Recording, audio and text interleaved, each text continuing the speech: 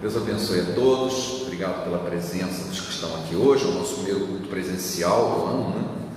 Tivemos um culto domingo passado, mas era online. Eu convido a todos a abrirem suas Bíblias no livro de Daniel, deixar o nosso querido irmão Daniel feliz aí, seu livro em homenagem ao profeta que ele traz o mesmo nome. Daniel, no capítulo 1, dos versículos 3 até o fim do capítulo, o versículo 21. Daniel, capítulo 1, versículo 3 até o 21. Disse o rei a Aspenaz, chefe dos seus eunucos, que trouxesse alguns dos filhos de Israel, tanto da linhagem real quanto dos nobres, jovens sem nenhum defeito, de boa aparência, instruídos em toda a sabedoria, doutos em ciência, versados no conhecimento, e que fossem competentes para assistirem no palácio do rei, e lhes ensinasse a cultura e a língua dos caldeus. Determinou-lhes o rei a ração diária das finas iguarias da mesa real e do vinho que ele bebia, e que assim fossem mantidos por 3 anos, ao cabo dos quais assistiriam diante do rei. Entre eles se achavam os filhos de Judá, Daniel, Ananias, Misael e Azarias. O chefe dos eunucos dispôs outros nomes, a saber, a Daniel, o de Beltesazar, a Ananias, o de Sadraque, Misael, o de Mesaque, e a Azarias, o de Abed-nego. Resolveu Daniel firmemente não contaminar-se com as finas iguarias do rei, nem com o vinho que ele bebia. Então pediu ao chefe dos eunucos que lhe permitisse não contaminar-se. Ora, Deus concedeu a Daniel misericórdia e compreensão da parte do chefe dos eunucos. Disse o chefe dos eunucos a Daniel: tenham medo do meu senhor, o rei, que determinou a vossa comida e a vossa bebida, porque, pois, veria o vosso rosto mais abatido do que os outros jovens da vossa idade. Assim poris em perigo a minha cabeça para com o rei. Então Daniel disse ao cozinheiro-chefe, a quem o chefe dos eunucos havia encarregado de cuidar de Daniel, Ananias, Misael e Azarias: experimenta, peço-te, os teus servos 10 dias, e que se nos dessem legumes a comer e água a beber, e então se veja diante de ti a nossa aparência e dos jovens que comem das finas iguarias do rei, e segundo vires, age com os teus servos. Ele atendeu e os experimentou 10 dias. No fim dos 10 dias, a sua aparência era melhor, estavam mais robustos que os jovens que comiam das finas iguarias do rei. Com isso, o cozinheiro tirou deles as finas iguarias e o vinho que deviam beber e lhes dava legumes. Ora, a esses 4 jovens, Deus deu o conhecimento e a inteligência em toda a cultura e sabedoria, mas a Daniel deu a inteligência de todas as visões e sonhos. Vencido o tempo determinado pelo rei para que os trouxessem, o chefe dos eunucos trouxe a presença de Nabucodonosor. Então o rei falou com eles, e entre todos não foram achados com outros como Daniel, Ananias, Misael e Azarias. Por isso passaram a assistir diante do rei em toda a matéria de sabedoria e inteligência sobre o rei, e fez perguntas, e os achou 10 vezes mais doutos do que todos os magos e os encantadores que haviam em todo o mundo. Daniel continuou até o 1º ano do rei Ciro. Que o Senhor possa abençoar esse texto maravilhoso em nosso coração. Amém? Vamos orar? Pai, a Tua palavra sempre nos edifica, sempre nos exorta, sempre nos edifica diante de Ti. Que nesse momento possamos ouvir a Tua voz. Fala ao nosso coração. Nós te pedimos em nome de Jesus. Amém. Esse texto, que fala muito ao meu coração também, ele descreve o profeta Daniel ainda jovem, bem jovem. Daniel foi um dos maiores profetas da Bíblia. Ele foi citado por Jesus, por exemplo. Jesus citou Daniel, mais de uma vez, inclusive. E ele é conhecido por sua vida espiritual vitoriosa. Todos conhecem a história de Daniel na cova dos leões. Todos já ouviram falar da interpretação que ele fez das inscrições na parede, feita por uma mão divina. Todos já ouviram falar de que ele tinha uma vida de oração exemplar. Muitas igrejas fazem campanha de Daniel de 21 dias, porque ele orava e ele jejuava. Ele tinha uma vida espiritual de alto nível. O que lemos agora, esse capítulo 1, mostra que essa vida espiritual vitoriosa que ele teve começou com uma decisão. A decisão que está no verso 8. Resolveu Daniel firmemente não contaminar-se com as finas iguarias do rei, nem com o vinho que ele bebia. Ele tomou uma decisão no seu coração: eu não vou me contaminar. Ele era jovem. Nós podemos pensar o seguinte: hoje a juventude, nós temos assim, eu faço o que eu quiser, eu tenho direitos, eu faço o que eu quiser. Ele não podia fazer o que ele quisesse, ele era escravo, ele tinha sido escravizado, ele tinha que obedecer. Ele foi trazido ali porque ele era nobre, ele tinha mais conhecimento, ele sabia ler, escrever, o que para a época era uma coisa muito especial, nem toda a maioria não sabia. Então ele tinha algum conhecimento, pertencia aos nobres, mas ele era escravo, ele estava ali como escravo, não podia dizer não. Mas ele disse: no meu coração, eu não vou me contaminar com essas pessoas. Nós precisamos entender melhor o texto para perceber a profundidade disso. O que havia de errado na comida do rei? Em algumas pessoas até acham, não, isso aqui é uma defende o vegetarianismo, porque ele disse que ele preferia comer legumes a comer carne. Então assim, isso aqui é uma defesa de você ser vegetariano. Quem pensa isso está cometendo um grande equívoco e não entende o contexto do porquê que Daniel tomou essa decisão. Basta, um bom aluno de escola dominical saberia isso, basta você ler o Pentateuco, que a comida do povo de Deus não era não podia comer qualquer coisa. Não apenas não podia comer qualquer coisa, mas não podia comer o preparo tinha que ser especial. Havia na lei mosaica como que você deveria comer carne, como que um animal deveria ser morto e como a carne deveria ser preparada. Fazia parte da lei que Deus havia dado a Moisés. Então, aquela carne que ele estaria comendo não havia sido preparada dessa maneira. Para quem não sabe, até hoje os judeus, os ortodoxos principalmente, eles ainda seguem esse ritual, tanto assim que é comum quando você vai viajar de avião, o indivíduo pergunta: que tipo de comida você quer? Existe lá um item que você pode escolher a comida kosher. Em algum lugar se chama kasher. Kosher é na língua mais yiddish, que é uma versão do norte lá da Europa, que fala desse jeito. Mas a comida kosher é a comida preparada do jeito bíblico. Até hoje isso acontece. E naquela época, mais ainda, quem queria servir a Deus, uma das maneiras de servir a Deus era a primeira coisa, os 10 mandamentos e seguir a lei. Daniel queria seguir a lei, só que ele era escravo e ele seria obrigado a fazer algo que contrariava a lei de Deus, e ele sabia disso. E quando ele disse: eu não quero me contaminar, eu não quero desobedecer a Deus participando das coisas que esses indivíduos estão fazendo, eles estão comendo uma comida de um jeito diferente. Mas ainda ia mais a fundo ainda. Grande parte daquela comida era sacrificada aos ídolos.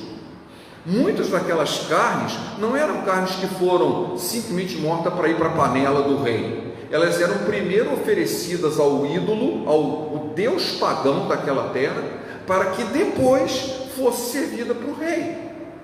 Era comer carne sacrificada aos ídolos. Esse assunto era tão sério que no Novo Testamento ele também é discutido. Lá na igreja de Corinto já tinha esse problema também. Das cidades gregas onde os cristãos estavam, haviam templos que continuavam sacrificando carne aos ídolos, e depois a carne era vendida no açougue. E o sujeito comprava a carne e essa carne era sacrificada aos ídolos. Então essa discussão era antiga. Daniel sabia disso: se eu não quero comer uma coisa que era sacrificada ao ídolo, eu não quero me contaminar. Diariamente nós temos um cardápio enorme para nos contaminar, e eu escolhi esse texto hoje exatamente porque é um bom momento para que nós tomemos a mesma decisão. Estamos começando o ano, esse é o primeiro domingo presencial do ano. Que tal nós pensarmos em tomar a mesma decisão de Daniel? Qual é o propósito para esse ano? Eu não vou me contaminar. Isso é uma decisão que eu posso tomar no meu coração. Porque, como eu acabei de dizer, o cardápio, que não é de comida, que está disponível para contaminar a nossa alma e o nosso espírito, é enorme. Ele está disponível por aí, mesmo com coisas que possam parecer inofensivas ou corriqueiras. São verdadeiras armadilhas. Sobre tudo que se deve guardar, guarda o teu coração, porque deles procedem as fontes da vida. Provérbios 4, 23. Eu preciso guardar o meu coração. Não é o estômago que eu preciso guardar. É lógico que, do ponto de vista físico, como nós somos o templo do Espírito Santo, nós deveríamos também nos preocupar com o nosso corpo. Eu não vou comer comida estragada, não vou comer produtos químicos, eu não vou comer coisas que me fazem mal à saúde, dizendo assim, isso não é espiritual. O cuidado com o corpo é espiritual, porque eu estou cuidando daquilo que Deus me deu para ser mordomo, ser administrado por mim. Então, o cuidado físico também é uma demonstração de relacionamento com Deus. Mas muito mais de me preocupar com o tipo de comida que eu como, eu preciso me preocupar com outras coisas que me contaminam. Eu vou começar com o seguinte: nós vamos fazer uma comparação como que você se contamina, Você pode comer, então a comida vem pela boca, mas nós podemos espiritualmente nos contaminar pelos olhos. A Bíblia diz isso. Nós não podemos contaminar pelos olhos, não apenas pelo que a gente olha, mas principalmente pelo que a gente lê. É lógico que se eu puder só ler a palavra de Deus seria ótimo, porque o Salmo 1 diz exatamente isso, Mas não é isso que eu estou falando. Nós hoje estamos sendo bombardeados com mensagens de WhatsApp, e não apenas mensagem escrita, vídeos também, áudios, que falam todo tipo de coisa. Algumas coisas prestam, a maioria não serve para nada. O tempo que você gasta, e eu já me recusei há muito tempo isso, eu recebo centenas de mensagens todos os dias. A maioria é inútil, a maioria visa inquietar o seu coração, a maioria visa levar a sua mente para outro lugar que não buscar a presença de Deus, não temer a Deus, não buscar realmente o que Deus quer para a minha vida. Eu precisava prestar atenção nisso. Eu preciso selecionar aquilo que eu ouço, selecionar aquilo que eu leio, selecionar os vídeos que eu assisto. Isso tem contaminado sim o nosso coração. Principalmente nesse último ano, época de pandemia, muita gente ficou aterrorizada através das mensagens que lê. Fica confuso, cada mensagem diz um negócio diferente. A vacina que presta, a vacina que não presta, a doença que vai matar todo mundo, a doença que não vai matar ninguém, e cada hora se diz uma porção de coisas e ninguém sabe mais o que acreditar. Muita gente está verdadeiramente paranoico por causa disso. Como é que fica assim? Dando ouvidos que está ouvindo na internet, nas mídias sociais. Em vez de buscar a presença de Deus, quantas pessoas aumentaram sua vida de oração durante a pandemia? Não sei, a nossa igreja mandou. Graças a Deus nós tivemos, a nossa reunião de oração não diminuiu nem um pouco.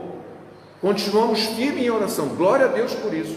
Mas teve muita gente que esqueceu de Deus, ficam dando atenção a um monte de coisas que não tem nada a ver e só visam tumultuar a sua mente, ficaram verdadeiramente doentes emocionalmente por causa daquilo que leem e escutam.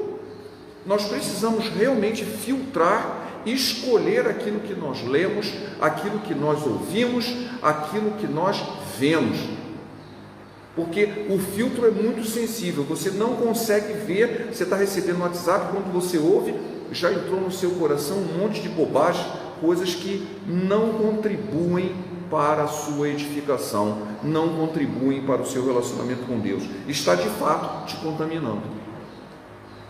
Você pode decidir também não se contaminar com o tipo de conversa.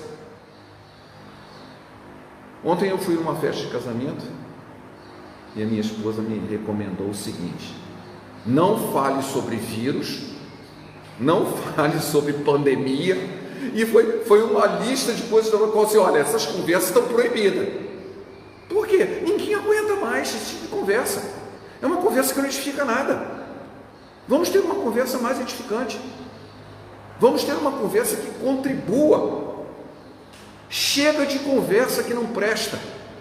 E a Bíblia já diz isso há muito tempo. Em 1 Coríntios 15, 33, não vos enganeis, as más conversas corrompem os bons costumes. A Bíblia já está alertando isso há muito tempo. Conversa errada desvirtua a sua vida. Você pode decidir não se contaminar, escolhendo o que você vai conversar. Talvez escolhendo com quem você vai conversar. Porque tem algumas pessoas que só, sabe, parece que tem uma nuvem em cima da pessoa, chovendo, só na cabeça dela, só pensa em coisa ruim, só pensa em coisa que não presta, só fala em coisa pessimista. Assim, talvez seja melhor se afastar dessas pessoas. Ou então, assim, não, vamos conversar sobre coisas mais saudáveis, vamos falar sobre coisas mais edificantes, mais alegres. Não saia da vossa boca nenhuma palavra torpe, mas só que for boa para promover edificação, para que dê graça aos que ouvem. Efésios 4, 29.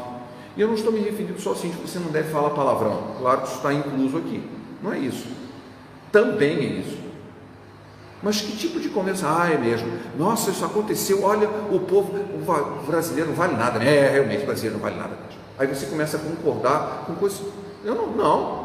Eu sou brasileiro. Por que eu vou dizer que o povo brasileiro não presta? Então eu estou me incluindo nisso? Não. Tem uma parte que não presta, mas tem um remanescente que teme a Deus e que vai fazer diferença. Ou você não crê nisso? Ou eu já não creio mais que oração não serve para nada, que ler a palavra de Deus, não, todo mundo está irremediável. Não, Jesus morreu, exatamente, nós tivemos ceia hoje para comemorar isso. Jesus morreu para que nós tivéssemos libertação dos nossos pecados, tivéssemos uma vida nova. Por que agora eu vou pensar só em coisa ruim e concordar com o que não presta? Eu preciso me preparar para não me deixar contaminar com um tipo de conversa. Eu não estou querendo dizer que você tem que ser um iludido da vida, senão vamos pensar sempre positivo, porque atrai coisas positivas. Eu estou me baseando na Bíblia, de que eu devo crer no Senhor e que as minhas palavras edificam as pessoas que ouvem elas, e que eu posso ser transmissor da palavra de Deus, posso ser transmissor de fé, transmissor de bênção através das minhas palavras. Então eu preciso me preparar para isso, não me contaminar com conversa que não serve para nada, conversa inútil. Eu também posso me contaminar com os ambientes que eu frequento. Esse aqui talvez seja o mais perigoso de todos, né? Eu sempre ouvi, o que tem, todo mundo vai não significa que seja um bom ambiente. Pode ser que tenha muita coisa que não presta, né? Eu venho às vezes, comento até na reunião de oração, eu nunca ouvi dizer, não estou dizendo que não aconteceu, mas eu nunca ouvi dizer que alguém tenha sido atingido por uma bala perdida numa reunião de oração. Nunca ouvi. Agora, eu já ouvi um monte de gente que foi atingido por bala perdida num bar, estando numa festa. Isso já. Às vezes o atirador não era nem perdido, era uma bala que estava direcionada mesmo, está lá dentro.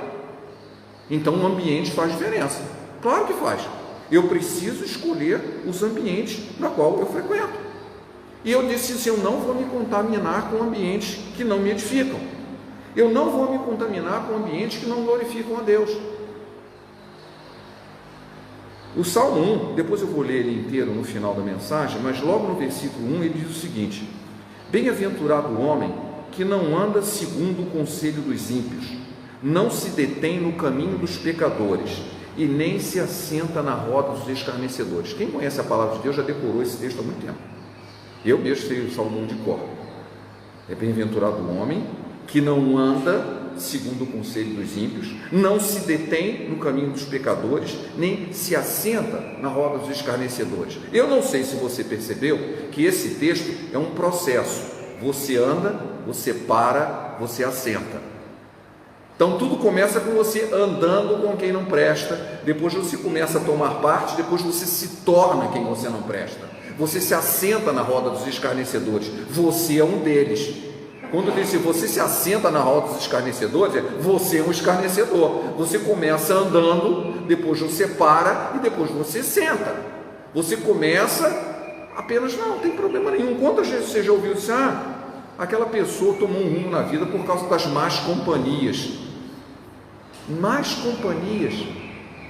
De repente eu me tornei uma má companhia, porque eu passei a ser um escarnecedor, porque realmente eu me deixei levar, eu não tomei uma decisão de não me contaminar. O local por onde eu vou, com quem eu amo, pode contaminar a minha vida. Esse processo precisa ser interrompido.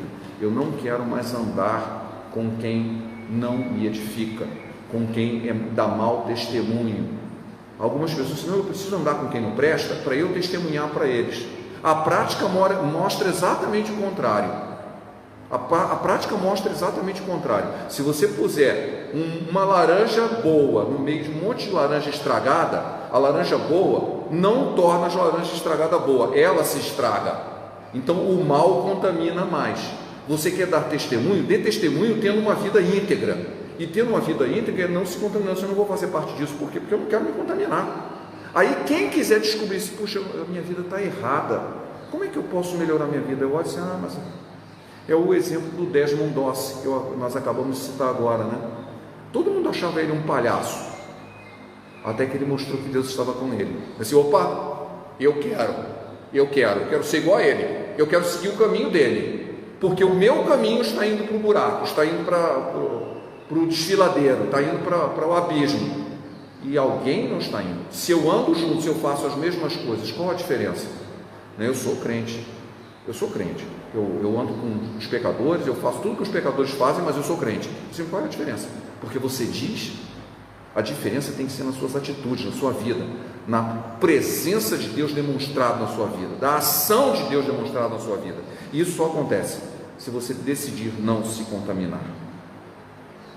Eu posso e devo decidir a agir de modo a não me contaminar com as coisas desse mundo. E esse é um bom momento para nós fazermos isso. Eu gosto muito do texto de Filipenses 4:8, que diz-nos o seguinte: quanto ao mais, irmãos, tudo que é verdadeiro, tudo que é honesto, tudo que é justo, tudo que é puro, tudo que é amável, tudo que é de boa fama, se há alguma virtude e se há algum louvor nisso, pensai.